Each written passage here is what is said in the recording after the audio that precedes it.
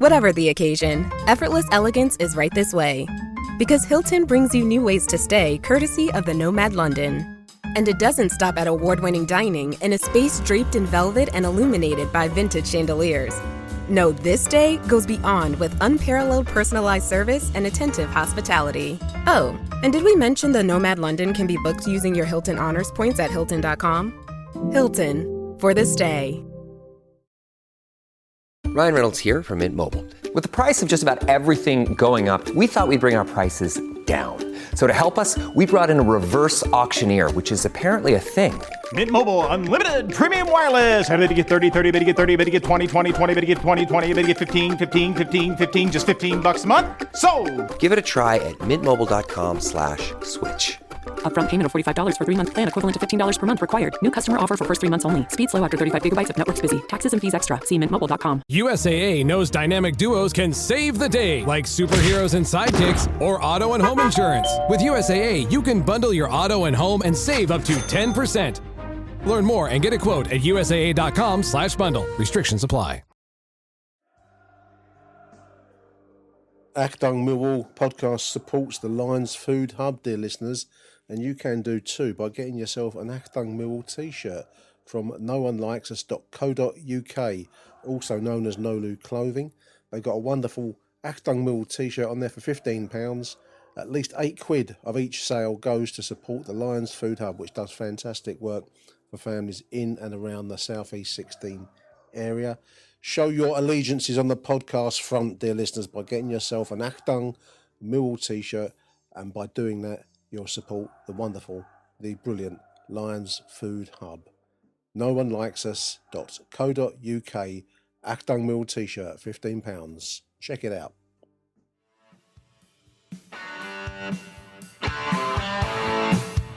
You're listening to Achtung Millwall, broadcasting from the beautiful South Birmingham.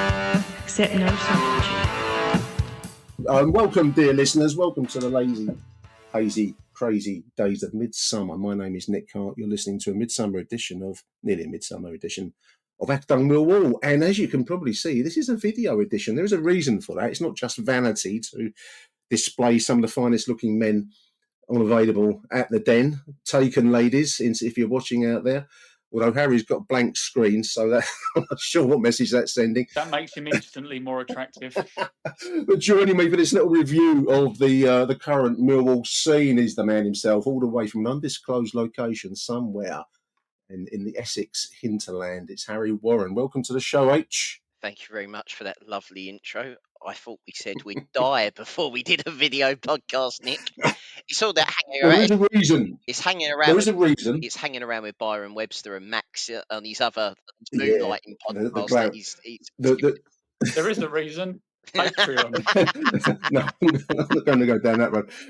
It's hanging around with the beautiful people of Millwall, listeners. That's why I'm going vid. It's not actually. We've got a little slideshow later on. It will become apparent.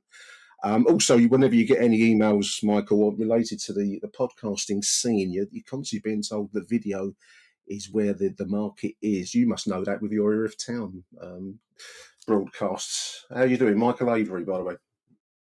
I'm very good. The one issue we have is that our background scenery is the incinerator in Thamesmead. Glamour. Oh, the Asda, was it Asda? Or Morrison's, isn't it? Yeah, down the back of by the swimming baths. Yeah, so Stanley Kubrick's going to turn up. Not as idyllic as you think. Yeah. What do they call Thamesmead? Is the Mauritius of South East London? Malicious. That's what my nan used to call it when my uncle got married there. He got married in Malicious. The malicious intent of Thamesmead. Oh dear, welcome to the show, dear listeners. Welcome to this video edition. Like I say, there are reasons for it, and it's not the we're going to change direction. I might do a little bit of video content now and again. It's not going to be a video show. But I do want to mention, chaps, before we begin, we have just 4 weeks to go till the Mizzen Foundation's 24 Bridges walk, which Michael and Harry and Graham has also volunteered. And I think we're going to meet Ben Anthony along the route, and I saw Adrian Wisson's also on it, all in support of the excellent Jimmy Mizzen Foundation. I've got to be honest with you, boys. I hadn't realised that 24 Bridges is near a marathon walk. It's about a 23, 24 mile walk. I hadn't really taken that into account, chaps, and my training has fallen a little bit short of late, so I've got to get back into it in the weeks ahead. You looking forward to it, Michael? The walk. You run marathons for fun, don't you? You know, it's your I wouldn't say for pastime. fun, It's your pastime. but I'm looking forward to it. It'll be a laugh, as we're aware, as listeners will aware. And I think Harry, this might be the first time you know about it. We're obviously doing the charity sweepstake of what bridge will Harry mention Neil Harris. So that's what I'm looking forward to. Was that the And I've got bingo call? At least they beat the clock. yeah, and I've got the segways on high. You know, the ones where you hold on and you go along like that. Zimmer on fire from me. Yeah. Oh dear. So no, it'll be good luck. It'll be good luck. And They look, will. the main thing is it's a great cause. It is. So, It's a fantastic cause. It's what it's for. There is a district line station pretty much crisscrossing the bridges with us, H. If we fall short a little bit, mate, I must admit, my training load is fallen a little bit down. How's yours going? You've done any training at all for this walk, this 20-mile walk? Do you want the honest answer, or do you want the... Well, honestly, we deal in honesty on this show. Well, it's our slogan. If I can't walk 24 miles without any training at 35, I'm in big fucking I've got bigger problems than on the day. You'll feel it next day. Yeah, I'm will sure I feel it. will. I mean, look, I think I've got a relative level of fitness in the sense that I'm not, I'm not the fittest person in the world, but I'm not completely unfit. I've done a couple of 10Ks and 12Ks and whatever, just walking or whatever, but anything more than that, I'm sure I'll be fine. I'm not going to mention Neil Harris. I'll just mention the Saudis endlessly as a change of pace. Oh dear. Let's move into the news. This series of stories generated, listeners, by ChatGPT, which I had a bit of a row with yesterday. I asked ChatGPT, AI listeners of viewers, I suppose. I asked it to give me the main Millwall stories, because Richard Corley obviously is now no longer at the South London Press. We'll come back to that later. And it gave me a thing saying there are no Millwall stories at the moment. And I accused it of lying and misleading me. And what was its agenda, Michael? And it's one of these. It went into a kind of like a meltdown. It wouldn't answer me in the end. I think it was still. I think Chat whatever it's called, ChatGPT was trying to bid on the Johnston Paint Trophy. We're going to That's come back up to for that. auction. So it was quickly shut him up. I've put a pound on Lee Gregory's pants. What a story that is, listeners. Stay tuned. We're going to be dealing in the full majesty of the Millwall auction later in this show. There's a reason makes the club shop look like Harris, doesn't it? The Faulkner and Masons of Millwall. Surely, I mean, in a summer of bizarre stories, that is one of the more bizarre things I've ever seen at the Den. But let's begin with some good news. New long-term deal. I suppose it's a rolling contract. I couldn't really think how to define it previously for Alex Neil, chaps. Good news, Harry. I mean, I think by pretty much common consensus, he's doing very well for us. And a rolling contract of some description as against whatever he signed previously. I don't think I read how long he had originally, but it's gone into some form of, for the foreseeable future, defined thing now. I think it was 18 months originally. Was it? I think so. But, I mean, we never fucking learn. I mean, he's done everything right so far, and I'm not trying to say that. But I seem to remember Mr. G. Rowett have a rolling contract that got paid out, and that becomes a problem in football management. If you continue the sign rolling contracts and the mood changes, it becomes you have to pay them up for that entire time. So I don't want anything to go wrong. And yeah, in the short to medium term, yeah, great. He's done really well since he's come in. That's brilliant. But I don't really agree with a rolling contract. I'm sure that's to protect ourselves from anyone else coming in and maybe stealing him. It's very unusual that a Millwall manager gets stolen by other clubs wanting him. But he's got to be one of the more stealable, though, Harry. I mean, certainly on current form and current trajectories. But he's very unfashionable, which is why he's here. He was seen at Norwich to be quite stodgy, and at Preston, fouled at Stoke, but that's no. Everyone fails at Stoke. Let's be honest, So from a let's all be honest kind of view, he's quite unfashionable. We're quite unfashionable. It worked. All of a sudden, if we're flirting with the playoffs, from minute one of next season, it'll suddenly be very fashionable, and maybe the club have thought that way, which is part of the new way of thinking of turning, milk into champagne, because that's what we seemingly are trying to do with everything from transfers to selling pieces of club memorabilia. But there we go. Apparently we're skinned. This is what it looks like.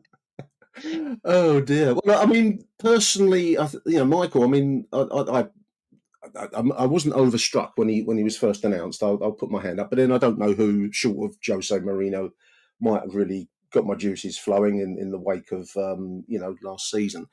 But I've got to say, given the problems that he was dealing with, the injury list being the main one, and the introduction of and the development of players like Ivanovic, for example, but others too, I've really admired what he's done. And I must say, as Harry's just said, I mean, he didn't come to us with tremendously great vibes, but he's really taken root at the den. I approve of this rolling contract. I imagine it's how you secured a better talent in football, I guess. Yeah, the rolling contracts, I believe, I think this is another thing where people trying to copy other clubs and different models, because I believe the rolling contract thing's quite popular on the continent. I know that Guardiola didn't he always have rolling contracts when he was at Barcelona Did and he? Bayern and Man City and all these kind of things. I could be wrong, but I believe he did. But I think it's a great bit of business. Sometimes keeping your manager or keeping like influential people at the club is as good as new signings. And I think with Alex Neil, let's not beat around the bush, Nick. Like I went Coventry away, as I said a couple of shows ago, Mhm. recorded it for the podcast. That was the game before he came in, and I remember saying to you, "Fuck me, I'd have torn that contract up." You're not managing this team, and you've got to remember as well, not you two obviously, but the general, that when he came in, Alex Neil, this was when it was under this new business model at Millwall that we've not had before. So we didn't only just have the injury in this problem, we also sold Romain Esse, Yeah. who up until the point was like a really good player for us. He was doing fabulously well, player with the most potential. So not only have you got a reasonably unattractive, poorish side, you're not allowed to pick your signings. As previous managers, we were led to believe it was a bit like that as well. You've also sold your best player. So who would in reality would want to come in and do that job? Well, Alex Neil did. He came in, and I think the thing is what we always said under Gary Rowett. Harry, all jokes aside, I know you weren't his biggest fan, but I don't think he ever got the sort of respect he deserved, in the sense that we was always around with a sniff of the playoffs or the top 10 every season he was there. Alex Neil, similar job, but I think what's happened is he's come in, he's taken over a poor side who were poor when we had them, with a lot of injuries, selling their best players, got them to within a sniff of the playoffs again, and it's kind of been, well, that's a bit par for the course now. So I I think he's done think, a great job. I think it's great job by I the think, I club. think, I don't agree that we're a poor side. I don't think. I think it was proven last year. Maybe poor I side's the think wrong we're a, word, but at the time when he we're on a come in, we poor were poor. run of form. Yeah, we were poor And then. I agree, but I think that's why we missed out. I don't think it was a very good championship. I think that's been proven. I don't think Sunderland are a great side to go up. I don't think the two teams in the bottom I don't think any of the teams in the playoffs were great. If I'm being totally honest. Um, I think that was another one of the years, a bit like Luton when we missed out and Luton went up. That's another year where we should have been in there without losing, well, without what happened in terms of losing a manager and having 3 games that we lose with Dave Livermore. I think the club should look back and say we should have, if we knew Neil Harris was going, which was pretty much an open secret seemingly, with the benefit of Mm. hindsight now, the club should have moved quicker, and made the decision quicker. Whether or not that would have been the right person, I don't know. After it's made that decision, Alex Neil's been a million times better in the sense than Gary Rowett for me, in just the style of football that he plays. I think there's a difference between. I know, I suppose it's the last non-Millwall connected manager that I look. I can't even look at Joe Edwards as a Millwall manager. It was like a caretaker at the roughest comprehensive in the world, getting bullied every day that the caretaking teacher. Whereas you It was like Michelle Pfeiffer in Dangerous Minds, I, wasn't I it? have no. You It know may that be. film I that have no come out. idea with that reference, Michael. But there we go. All I saw was the kid straight out of university being sent to the rough comprehensive and never seen anything like it. But going back No, no. to Alex Neil, just the I think the experience that he had, and also coming to us, he's bought into the working classness of the club and understand. The form at the Den is key for us. I know there's people that go home and away. Yeah, there's people that go away. Millwall were built on their own form traditionally, like in terms of successful Millwall sides. The home form was good. The away form, they picked up points. They were really, really good. The back end of the season, considering the injury crisis that we had as well. And I've got no problem in us keeping Alex Neil. I do have it's interesting what you said though, Michael, and I don't want to jump ahead. I'm presumably I am, but you said a very important point. It's very important to keep key characters around the place. We've kept one. that's it, in my opinion. But I'll let Nick As in run the Alex show. Neil, you mean, H? You Well, mean Alex Neil was a key character? Alex Neil's a key character because obviously he's the manager. But in terms of squad wide, Yeah, we've decided to not do that. yeah. All right, let's move along. Let's move along because that's also on my list of items to talk about. The big story, I suppose, of the moment, which ChatGPT didn't pick up on when I had my little row with it, was that Jules Savile was being released from, or the contractual negotiations weren't to either side's satisfaction. So Savile was moving on. Let's talk about George because I think he's been a great servant. He's actually had four spells at the club over the years. Probably the high point really for Savile was the run towards the Fulham game, boys, back in 2017-18. That generated that £8 million move on to Middlesbrough shortly after that season, I think. But he's been a great leader around the club, and 32, I think I read. And the deal being offered to him, obviously, he's bettering by going, we read, according to Rich Cawley, to Luton Town. I wish him well because he's got to look after himself because that's all the only person that will ever look after any of us in his life. But I think he is a bit of a leadership loss, Michael. How do you see the departure of George Savile, mate? Yeah, I have to agree with that. He's maybe not as seen as governor, Mm. the old sort of Alan Dunn types, and Sean Hutchinson's in that sort of mould. But he's certainly a player that you could tell the likes of Billy Mitchell would have learnt from, He and some of the set a younger players tone, didn't coming he? through. Yeah, in the dressing room. Yeah, Yeah. he knows the club. He gets stuck in. He knows what the fans want, and when he went to Middlesbrough, fair play to him. We got a lot of money for him. He came back. Yeah. I believe it wasn't anywhere near what he went for, so you can say that's great business. Mm. Agent Savile getting a few quid in for us while he has a little holiday away up north. But I just he always put 100%. And recently over the years, maybe not so much last year because he did play a bit, but over the last couple of years he's been a little bit in and out. But he's always put a shift in. He's always, as silly as it sounds, he's always been willing to get a card or two as well, to get the old professional fouls in when you need to. Some of the more modern midfielders don't like to do that and throw up a bit of a hissy fit. And he was one of these who, when it went wrong, he just rolled his sleeves up and got on with it. There was no fuss, no moaning, no groaning. And I don't know what the lengths of his contracts are going to be if he does supposedly go to Luton. But, Harry, you and I sort of disagreed on it slightly in our group chat a little while ago, but you hear these stories of footballers who will drop down a division because they're guaranteed a 3-year deal on X amount compared to a 1-year deal at a high level. It's football. Football's a short game, Nick. We've spoke about it before. It's Absolutely. a short career. You've got to do what's best for you. Yeah. And if you want to compare it to, like the world of the everyman work, it's the whole fixed term contract thing. Would you leave your job where you're full time to do a year fixed term with no guarantee it could be extended? Yeah. Fair play to him. He's a good servant. He's not left under a cloud. He's done everything the right way. His comments when he left were brilliant. He seemed to know what it was like to be a Millwall man, and let's hope we give him a clap when the game starts if we play Luton and boo him throughout like we normally do. Certainly hope so. I mean, Harry, I'm guessing he was one of the points you're making about the losing leadership or losing experience. I'm going to guess that was George Savile that you're hinting at there. Is that correct? Yeah, I think, to be honest, it's criminal by the club, in my opinion.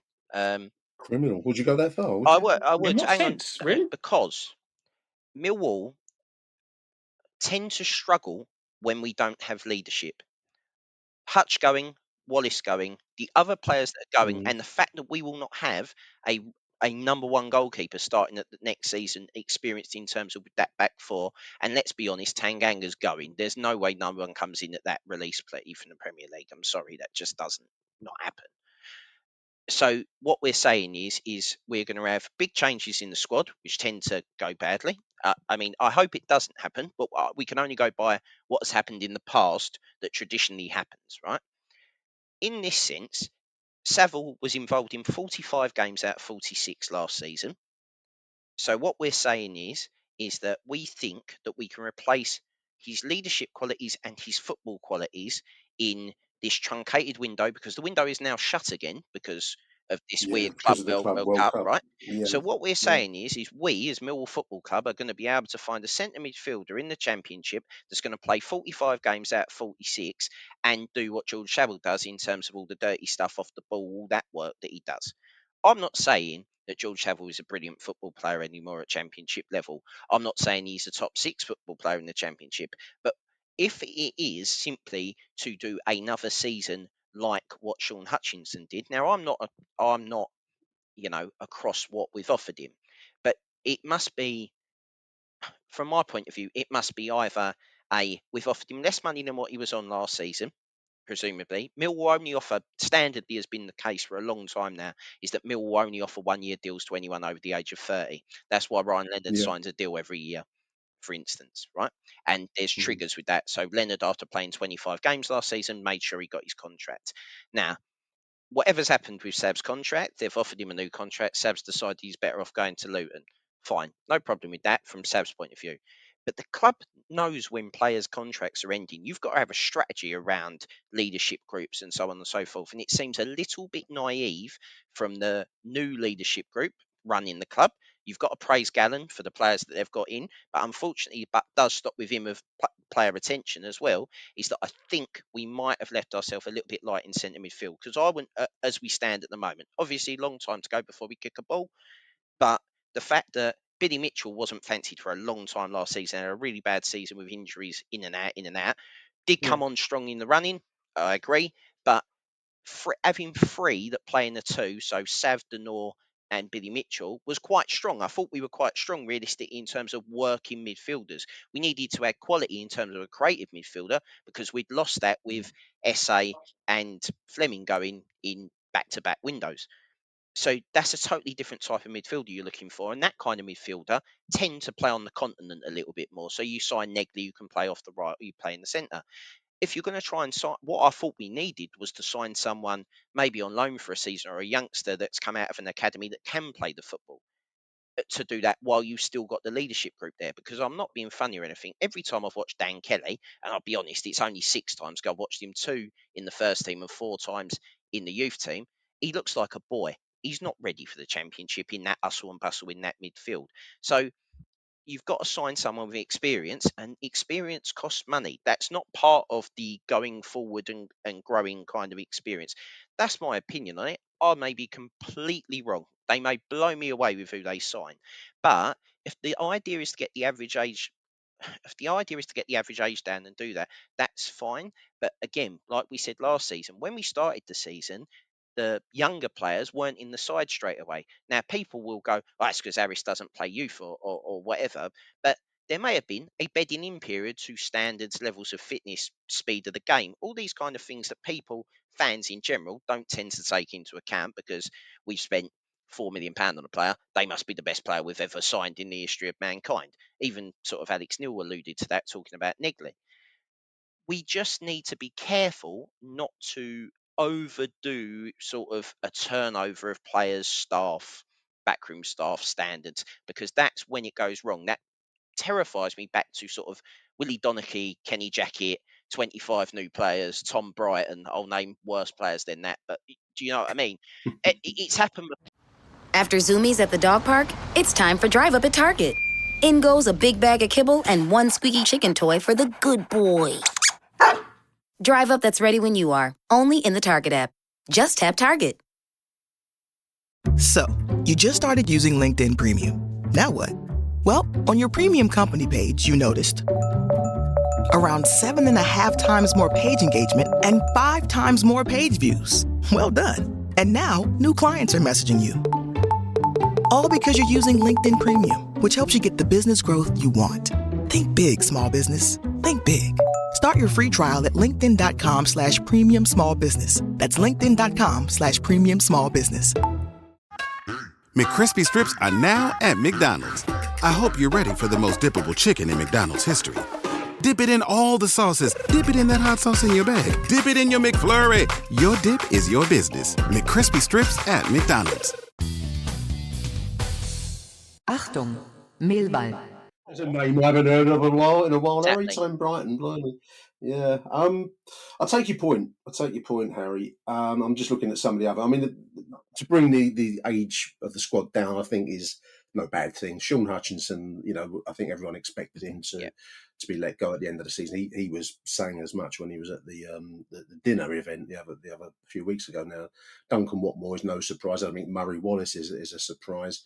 Evan Connolly never really took off. I thought he has potential, but he's got other stuff to deal with in his world. I mean, there is a danger of lack of experience. I do take that point. The chat GBT makes the point to us listeners. This signals a deliberate rebuild, with Alex Neil aiming to bring in fresh talent. Michael, fresh talent is what we want. That's kind of what I was going to say. Sorry to interject there, but you're saying about the leadership, Harry, and I get it, and I do. And I get you need to have some people around who are able to give advice and all that stuff. But to a point, do we not think, in a way, we've learnt from the Sean Hutchinson and Murray Wallace experiment last year, in the sense that they were there, they were part of the squad, they had leadership. I think but they. let's I think they were. no, but from a I business get that. point of view, we were paying them as players I and agree. they never played. But do you still think Sav plays in this side as we sit at the moment? Well, that could be what a negotiation is. A negotiation could be half price, 1 year deal, and you're only going to play 20 games. Depends whether it suits Sav. I think that's where it comes. I think that's generally where it comes to. Now, again, there's only one. If they get it wrong, there's only one set of people to blame. That's what I'm trying to say. We don't know what he's been offered at Luton, and we don't know over what period of time. And Chew on the other foot as well. No, if he's financially better off there, then he will take it. Who wouldn't? Exactly. Yeah. I'm not blaming Sav in this scenario. I'm saying that if you are going to have this turnover, you best have a fucking good plan. That's kind of where I'm coming from. Again, the proof of the pudding's in the eating. I'd love to be wrong, but I can't see. You're letting go. I'm massively worried down the spine of the side. The goalkeeper, we haven't got one because Evans isn't a number one, or you wouldn't have expected him to be a number one. Well, he's rumoured to be joining Mansfield anyway, according to Rich Corley.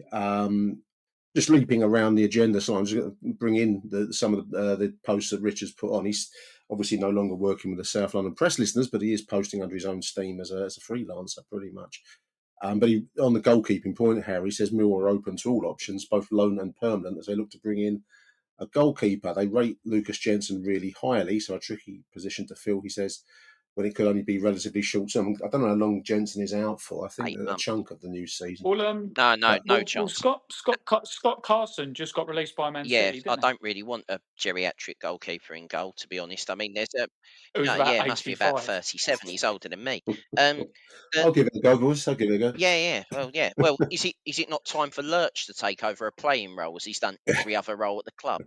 But seriously, like, if you take that into consideration, and Tanganga probably going, then with his release calls of 1.2 million listeners, fantastic. Reviewers, yeah.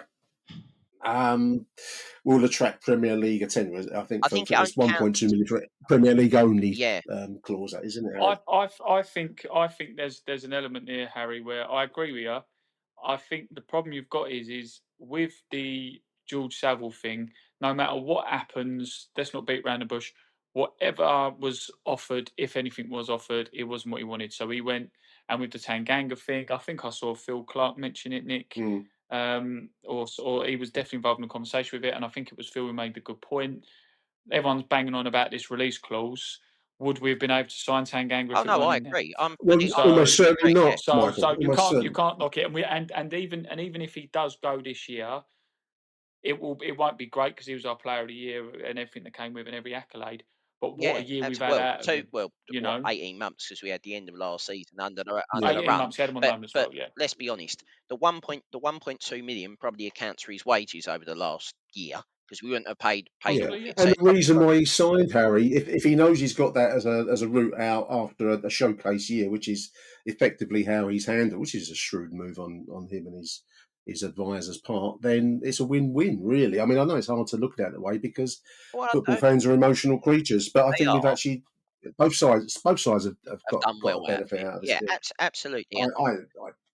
I My thing with him is that he'll probably go to one of the promoted sides. I can imagine Leeds or Sunderland both quite fancying him.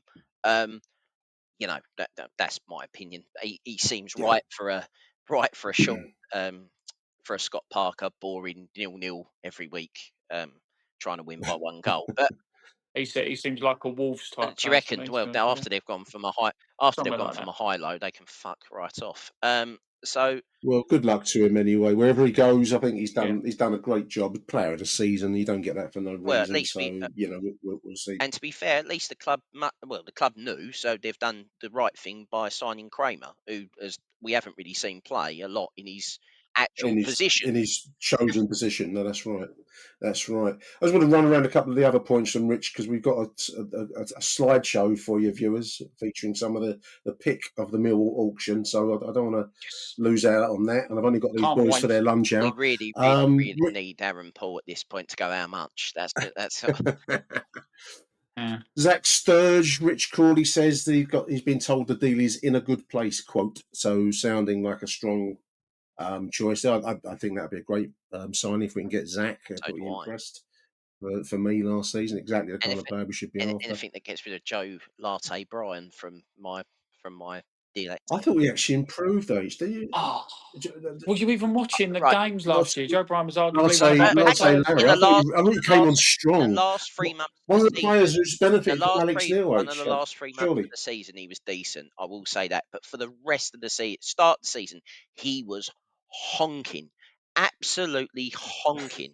And He turned it around. yeah, He well, turned if it we had around. another left back, would he have actually got back into the side? Would have been my argument because off that left hand side, realistically, the whole left hand side was awful last season until 3 months from the end. But Sturge is to me, Sturge is more of a wing back than a left back, if that makes sense, which opens sort of different options tactically for us a bit. That's a good signing, Michael. I mean, you agree, Zach Sturge, good signing if it comes to Yeah. pass, as Rich seems to be hinting at here. He also mentions Josh Coburn. Apparently, plenty of transfer interest in Josh Coburn. Middlesbrough not in a position to make a call on the former Millwall loanee until they've had a new boss in place because Michael Carrick was dismissed. Apparently, a lot of interest in Josh Coburn. I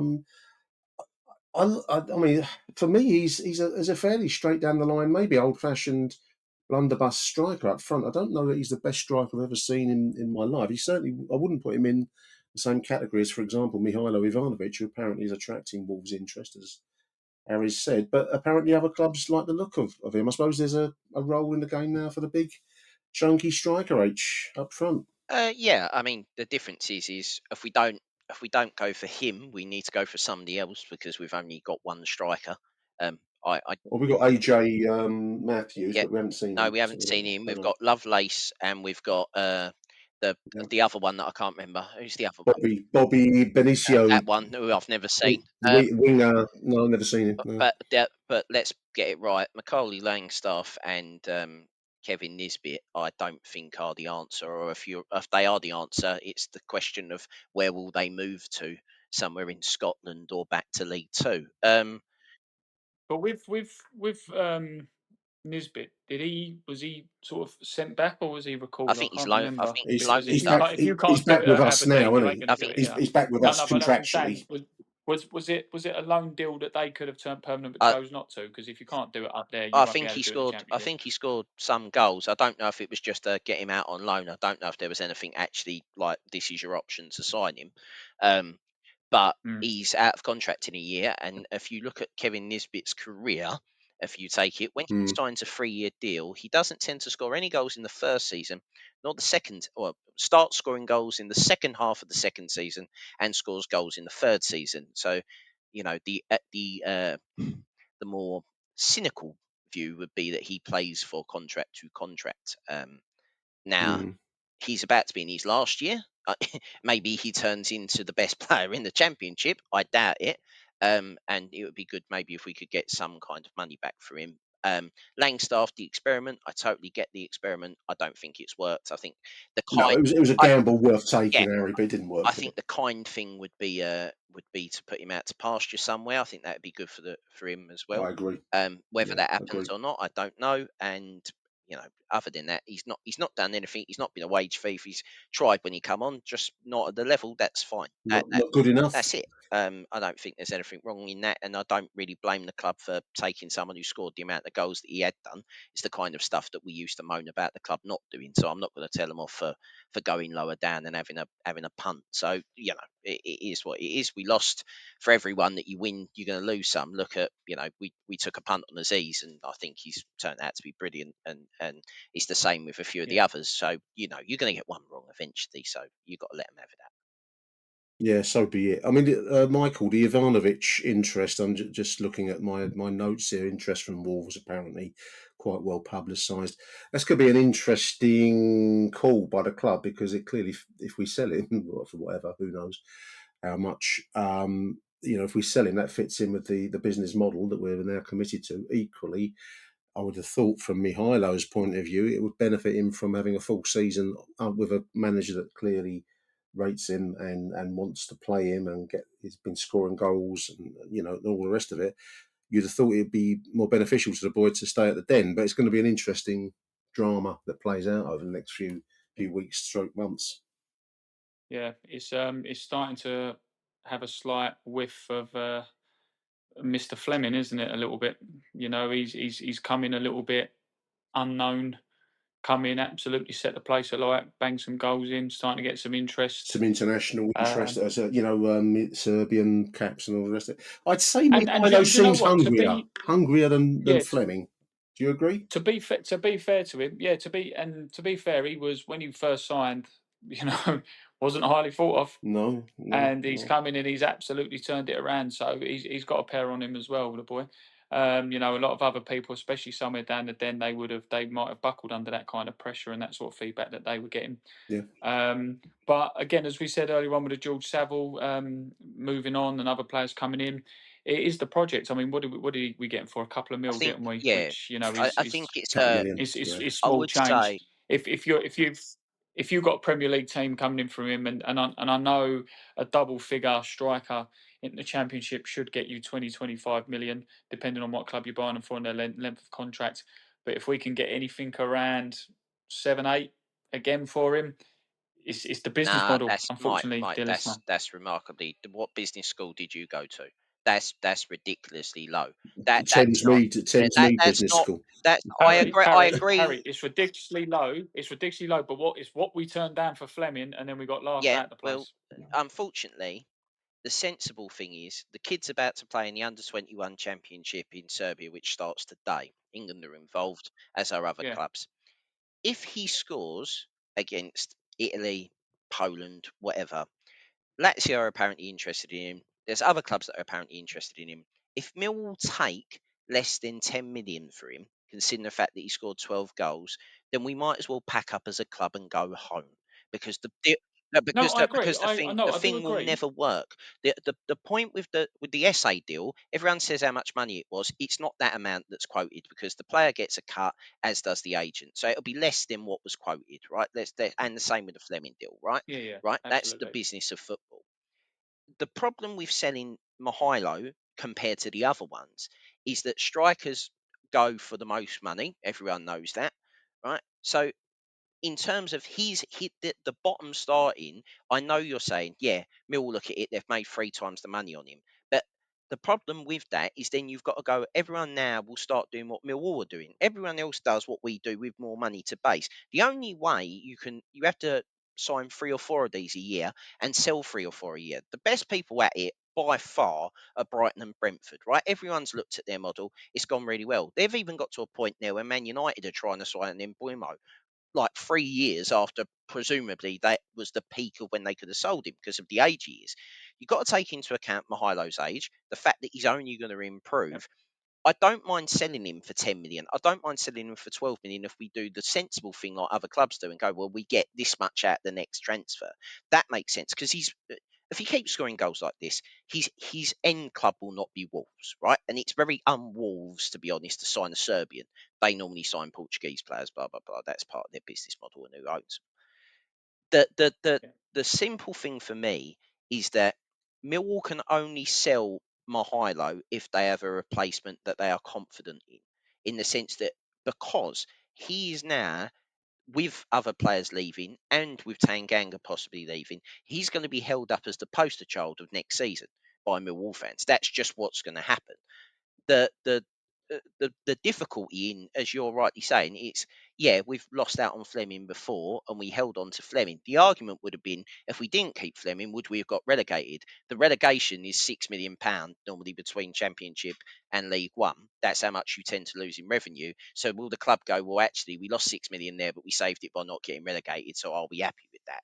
That possibly the amount of goals that he scores in a side that we don't score many goals in. Is it worth taking that risk for 12 million? Because you might lose 6 million by getting relegated if you don't score the goals. Yeah, by going down. Yeah.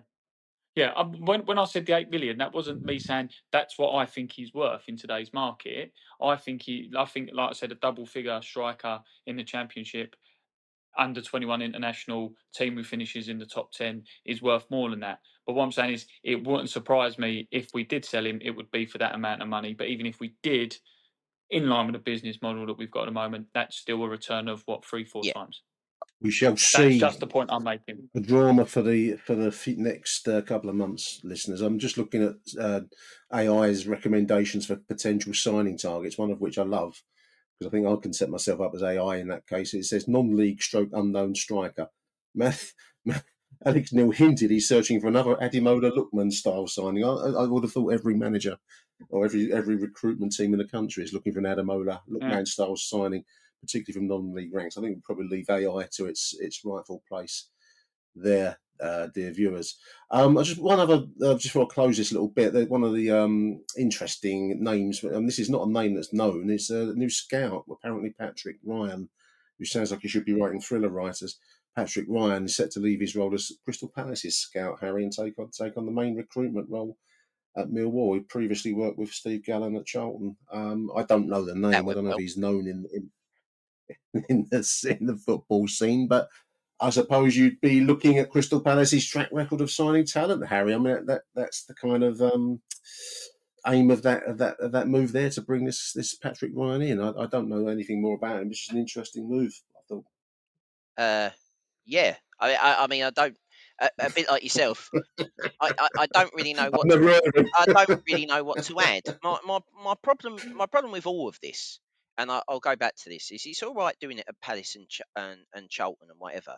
The elephant in the room is that our facilities at younger team level to sign these kids at 14, 15, 16 are shocking, right? They are bad, right? Helmut Road, you mean? Yeah, it's bad, right? And let's make no doubt about it that the original idea was we were supposed to be out by Brands Hatch by now, which seemingly has disappeared. It's abandoned pretty much. Yeah, right. So it's very difficult for Millwall to compete in those circles against London clubs with West Ham, Palace, even Charlton now, right?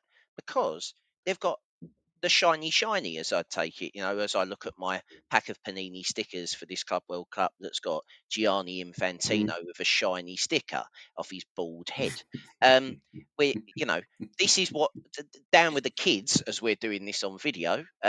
We are. This exactly, is right? We're going TikTok, Harry. It's we're going to go TikTok. It's I've got a little bit of this in the female game, is that there are girls that leave clubs that are playing first team football to go to more Instagram friendly clubs to play in their reserve teams. I'm not saying this carries on to men's football so much, but if you can take them to the shiny new academy where you can get your flat white, which will impress Joe Bryan.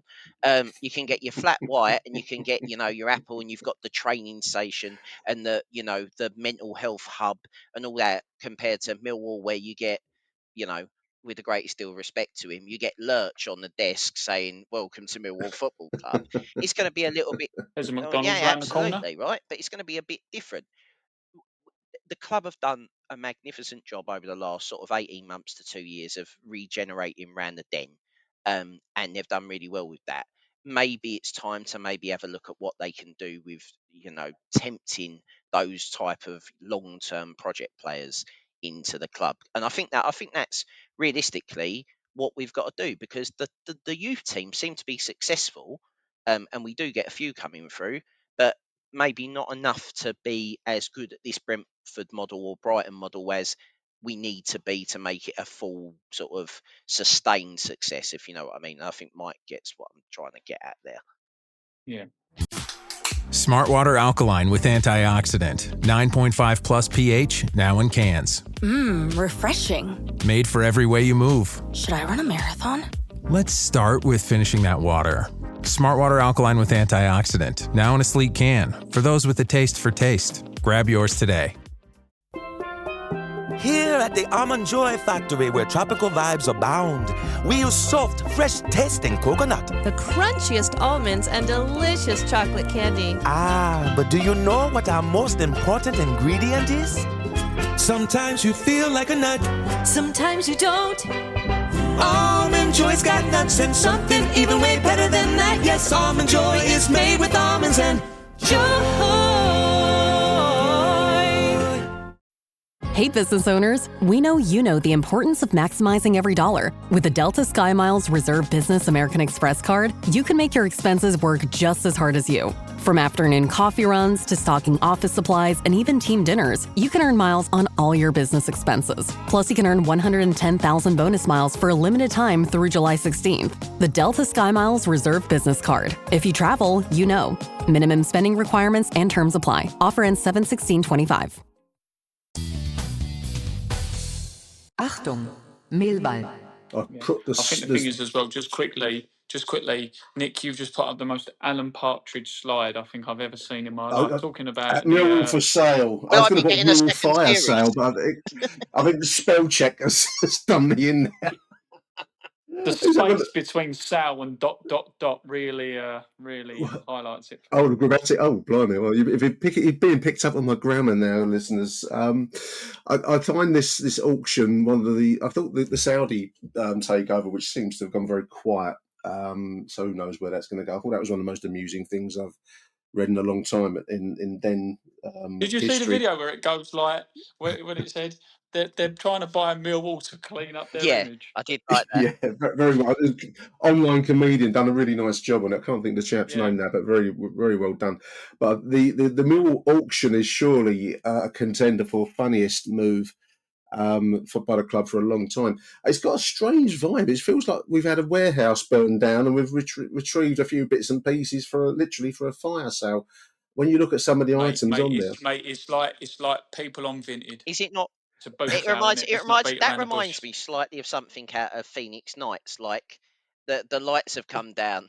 It's like, can you tell me why there's a child's bike on the wall? Like it's very like that. I mean, what I want to say to the viewers, I keep saying listeners, the viewers of this show, is there is some decent stuff on there. If you're looking for, no, there's not. No, there's not. If you're looking for memorable, there's a mix of decent stuff and tat. Tut, I think, is a technical expression. You got like framed photos of old teams, 1930s players, signage that might be of some interest to people. If that's your thing, it's not my thing, but some people like it. And then you've got the likes of on the toilet door. On the toilet door, I've put Millwall changing room, chairman's room. I've seen, but then you do have stuff like this that is fascinating. Viewers, we're selling a light fitting and other fixtures and fittings from the den, and then you can bid on lot 436. How much are they going for? I need a live. Why would you want that? If you're not going to use that, and you probably shouldn't do, because it's second-hand electrical gear, and I don't know if it electrically conforms with the regs on this kind of thing. Like that's something I'm no at the back electrician. of someone's van early morning on a Sunday that's been nicked I'll tell you this now. A boot sale. That's off the back of. I'll tell you what that reminds me of. That reminds me of B&Q stories from the past. I won't mention the player, but you all know exactly who I mean. This is so tawdry, to be selling this. But anyway, yeah, go on, Michael. Yeah. I'll tell you this now. If I bought that and won that, my lights would be on 24/7, and everyone who come in my house, I'll be going. You know Now, how would you know where that they're that light fitting is from the den? What difference would it make to you? I mean, I'm going to guess it's some kind of communal light of some sort from one of the kind of walkway areas of some sort around the state. I'm guessing. I don't know what it is. How would you know that was from the den? What difference would it make to from you? the boardroom. They've witnessed Joe Edwards' coat walk underneath them. Oh, but this is the kind of tawdry level that some of this is at, listeners. As I say, I will repeat, there are some decent items on there, but we've tried to pick Do you know up. what makes you laugh? Do you know what makes you laugh? The watermarked Millwall badge to Yeah, make don't you go stealing that to make it look proper. for your meme, You know, Michael Avery. This is a trademarkable football.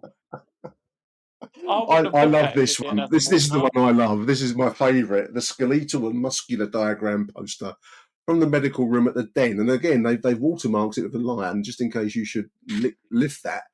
And that's a kind of, it's got half a skeleton and a half muscular. Presented with a cert. Is that a certificate of authenticity and an asset tag? Yeah. Like, Well, it's all about veracity, Harry. It's because I could rustle up any old muscular and skeletal diagram. I'd go down to my doctor's if I could get an appointment, and probably lift one of theirs. And I could present that and sell it as one from the Den. How would you know? It's got to be verified. For a tenner, and that's what you're going to are get. they cheaper than that on Amazon, or is that cheaper than what they are on Amazon? They're starting. Do I hear a tenner out there, listeners? Do you remember the old Den, Nick? Like a bit before I Harry's do. time. I do. I'd be a nice there. But do you yeah. remember when they pulled that down? I always remember I took a penalty on the pitch against someone. I can't remember what it was now. About 5. But they were selling the squares of the pitch, weren't they? And you can have them in your back garden. Well, there was a mob invasion at the end of the game against Bristol Rovers, and the only time I've ever been on a pitch, I generally don't do stuff like this, listeners. I'm a law-abiding soul. He lies. I nicked a bit of the turf. He was on the pitch. Mr. Bifer now, leading the mob, leading the episode. Mr. Bifer now was doing his nut because he was saying we've got a game tomorrow morning, and they were nicking the posts and the turf, and we're selling the turf. No, not much sales going to go on there. This is sold as part of the interior refurbishment of the Barry Kitchener stand, and we're presented with a certificate of authenticity and an asset tag. If you're interested, it's tenner's the opening shot for that, listeners. Now, I sincerely, does it say that it's been dry cleaned on this, Michael? There's a double bed duvet set. I don't know where this would have come from. I was going to say, where's that? I don't know. They've just opened what I generally believe they've opened like doors. Double bed, Harry. It's not. No, but I don't actually think it's. I think that is from the club shop that they've just put somewhere, then found it and have chucked it online because they don't own the shop anymore. It's all done by Fanatics. So that's like old stock that they've found, and they're just selling it as part of the auction. There's nothing else, is there? With the watermark. With the watermark. The watermark is included. It's claimed to be from the Barry Kitchener stand with a certificate and an asset tag. I can't imagine where you might have a kit down let alone with double bed. Get hot and heavy with your lady in a Barry Kitch stand, unless there's special kind of corporate boxes that I don't know about in there. But anyway, there you can. I presume that's new. That's the golden sponsorship this year, Nick. Is that part of the 1885 club? Is that part of that?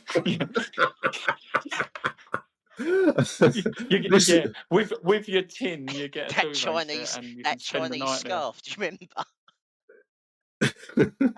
You can, if you choose, dear viewers, buy a previous. How many regeneration plans have we been through in my life, listeners? I can think of about 2 or 3 different regeneration plans that have never happened, and you can buy the 2006 version that never happened. Your signed Peter de Savoury copy. You know what? I would have actually bid on the shirt that Peter de Savoury wore over his suit, telling me a vital lesson at 16 that you should never wear a football shirt if you're over sort of, I don't know, 12 stone. Didn't he promise? He promised European football in 5 years, didn't he? Yeah, we're going to win it. We're going to win it. I think. And then what he actually, the European Cup. Yeah, he promised that he promised we'd be in a different division, and he was right. No, he didn't say Premier League. He said different division, and by the end of the season, he got that right. Yeah. League. Relegated. He got that. Yeah. And we had an international game against Sierra Leone in the unit in the Yep, Community and Cup. we've won so that. he And lived up to we've his won promise. that, and that is That's- part of the club's listed honours on Wikipedia. That's hilarious. This regeneration plan has probably got like lipstick of Heather Rabats on the back page. I don't know that. There we are. You can bid, viewers, if you should so choose, for the Johnston's Paint Trophy 2015-16 Team of the Round winner, which was Millwall FC. I can't remember who we beat that in that, Was that the that one? season. Was that the one against Bournemouth, where we scored like I 4 don't know. goals? And 3 of them were like unbelievable. I'm going to have a that was quick the look. League Cup. That was the League Cup. That was the Neil Harris hat-trick, wasn't it? Keep talking, boys. I'm going to quickly try and look up on the Millwall history files. We're just going to comment and keep guessing who it was against. Keep talking. What game is Team of the Round? So it would have been someone in League 1 or League 2, so they're shit. Hang on. The bit that gets me is the picture's the wrong way round. It is. Is it reversed? Yeah, no, they've taken the photo around the wrong way because is it? No, the trophy's the wrong way round. Definitely. No, we put 5. We put 5 past Plymouth Argyle in the 3rd round of the Johnston's Paint Trophy. Who scored? Aidan O'Brien. 5-3 over Plymouth Argyle. Let's see, we've got the scorers here. Hang on, let me just. Aidan O'Brien, Jed Wallace, Lee Gregory. Shane Ferguson. Wrong game. Gregory, hat-trick for Lee Gregory, 4 goals for Lee Gregory, and Aidan O'Brien. Well, that was the game after that. Shouldn't the club just give that to Lee Gregory? That would be. I mean, he scored 4 I would goals. give that to Lee. 4 goals rather than starting with a bid of 20 quid. We could just send if he should so want it. Send that to Halifax somewhere for Lee Gregory to have. It's an obscure bit of memorabilia. Yeah, and in the photo of him receiving it, he should hold it the wrong way round. Some terrific comments on there. I think the skeletal diagram, was it Ed Castle, I think, said, "What's the matter, babe? Don't you like my skeletal from the den?" Put it on your front room wall.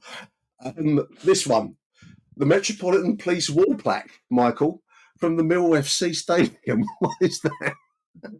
I suppose that's one of the good things we got from the police over the years, isn't it? But yeah, you know when you look at it's all the overtime that we've ever given. We've played a friendly against them to say thank you for all the years worth of overtime and public indecency. Why have we got a wall plaque from the police? This is there with the blow-up dolls and the broken lawnmower engines from Fools and Horses, isn't it? It really is. Is this at the back wonderful of stuff? I mean, at the back of Dell's lockup by any chance? Have we had a look for a pocket watch? You starting bid. There's a 10. I think we might struggle to get that 10 for that one. But anyway, and the thing is as well. No offence, people are going to buy this. Yes. Some people collect it. What you would do with it, unless you got like a I don't know, a man cave, end of your garden. You got a big outbuilding or something. You might stick it in. I don't know what you might do. This is the kind of shit that would have used to have turned up on the Blue on a Tuesday, and people would have gone, "Where the fuck have you got that from?" And legitimately asked. I mean, like I say, there is some decent stuff on there. Where's that then? Well, framed shirts. I mean, there's always a market, and people. I saw some photos of old time players, black and white, 1930s and so on, bits and pieces like that. And this is a shirt embroidered with the JGB logo, Husky chocolate shirt, which again are invited bids. I'm fascinated why we're doing this, Michael. We're refitting the den, I get, but we seem to be slinging a load of stuff away there. Yeah, I mean, getting some money for it. Sunday morning boots. It's a really odd one. It really is an odd one. And the thing is that like we're laughing and joking and we're messing about and all this and but with a serious head on, it's what are we getting rid of? Like some of the stuff that they're getting rid of, it is no, but that's my point. It's like like the John Berylson frame shirt. Okay, we can get that because it's a nice commemorative item. The things from the past, the frame photos, but then it's like and then I saw like a chair from like the media room and I saw that. You can get like for your dining room. You can have like a dining room chair has graced this chair. You can sort of guess from the past. Razor Ruddock sat here once. But Harry, Harry. All jokes aside, though, mate, it's like it's cringe as fuck, mate. I agree. But also it goes back to it. It's like with the auction, like say that JGB shirt, right? Now I know you obviously don't want to price people out and working class backgrounds and cost of living, etc., etc. I get all that because we're all living it, myself included. But it's like something like that. If you're going to auction a really good high profile item, starting bid £20. Yeah, well, also the other question is, Nick, you went to the end of season players do, and I say this, this is nice. The tables for that are not cheap, ladies and gentlemen, as I'm sure They're you're very, very right. expensive. So the kind of Millwall fan that could possibly afford that may have been the market you may have been wanting to go to there, Michael. I totally understand where you're coming from. They are more likely to be able to bid on that than your average punter who pays, who can only afford to go to maybe 5-10 games a season in the CBL upper. You know what I mean? I'm not taking the mick out of anyone. I'm just saying that I think you're right, but you've got to know your market. Whereas almost, I'd rather you make more money on that and not sell the light fittings that make us look like Dog and Duck FC than sort of charge 20 quid for a JJB shirt. It's just very odd. Maybe the Saudis have seen this as an investment model they can get behind. They'll be selling shares in players or something. And it's like also as well, it's like I think there was one of them that was like the Husky chocolate red thing, and it's like you are, and I know we've joked about the light things, but it's like you are literally selling everything. Like you're thinking, like there's a bit where you think, do you know what? Well, how much would it be to be honest, they probably need to sell the Husky thing because they're not getting any money out of the defunct Husky brand who owe I think IndyCar millions of pounds. They own McLaren Formula One millions of pounds. They own I just want to know how much one of the Euro ferries. The Euro are. Well, I was just going to say that they've joined Euro ferries in a long line of Millwall sponsors that never work. Maybe Millwall I do wonder whether pay up front from these sponsors. I do get that might be the idea. Like the petrol station. Yeah. Any chance you can actually pay us for a sponsorship? We can't pay for your petrol before you put it in the car after a certain hour. Lurch, take your lanyard off, mate. We've got to flog that as well. The whole fire sale quality of it is really. I mean, I'm just wondering whether it could be very Millwall, Harry, for us to have chosen the few Saudi Arabians that are skint, and maybe they do need that tenner for the Johnston Paint Trophy. I have got an image of us selling the club to them, right? And I've got an image. It's going to be like, do you remember when Notts County got bought out by the bloke that never had any money, and they ended up with Sol Campbell? Oh, and then they were paying the players, but not paying the milk bill. And so it was just really odd. Sven, that's Sven. Sven was in I get charge, the feeling that we'd be like that because you go, surely the club's clever enough to have done its due diligence. This club sells light fittings through like a global auction site. This club does no due diligence, with the greatest deal of respect to everyone there. It's very odd. We don't like to plug other pods too much, do we, chaps? But I have to say, like you mentioning that, Harry, there was a really good podcast a few years ago, Sports Strangers Crimes through the BBC, and it was like a 6-parter all about that Notts County thing. And I'll tell you what, you think at times we're run weird. You want to listen to that, but Sol Campbell walking in next day. See you later. I'm off. I mean, Sol Campbell in light general is fittings a and carpet. strange man. So him being involved in the story somehow gives it some kind of credibility. Chaps, we've reached the hour point. I think we've probably done the auction and we've done the Millwall news such as there is for the moment. I'm going to say a big thank you to Harry and to Michael for joining me respectively for this lunchtime recording. Big thank you, boys. So good to see you again. We'll be catching up soon at the end of the month for the walk, won't we? So just to repeat, the Jimmy Mizzen Foundation, 21 bridges, or was it 24 bridges? 24 bridges. No, 21. 24 bridges. 21. I'm trying to bring it down. The option weren't the options 7, 14, and 21, or am I wrong? Or is it 7? Yeah, well, Muggins went for the 24 anyway. But I'll be seeing you both at the end of the month for that. I'm saying a big thank you to everyone for viewing this edition. I think there will be an audio edition goes out as well. You'll miss out on all the wonderful items from the Mill auction. From Harry, from Michael, and from my good self. It's Arrivederci Millwall. Bye for now. Achtung, Millwall.